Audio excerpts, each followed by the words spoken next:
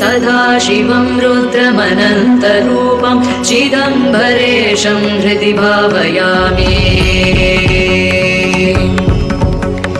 वाचापतीतं फणिभूषणाङ्गं गणेशतातं धनस्य मित्रं कन्दर्पनाशं कमलोत्पकाशं चिदम्बरेशं हृदि भावयामि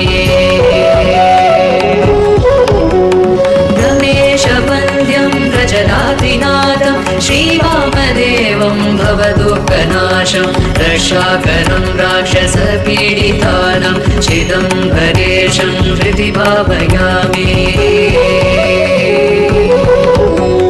देवादिदेवं जगदेकनाथं देवेशवन्द्यं शशिकाण्डचूडं गौरीसमेतं कृतवेङ्कटक्षं चिदम्बरेशं हृदि भावयामि।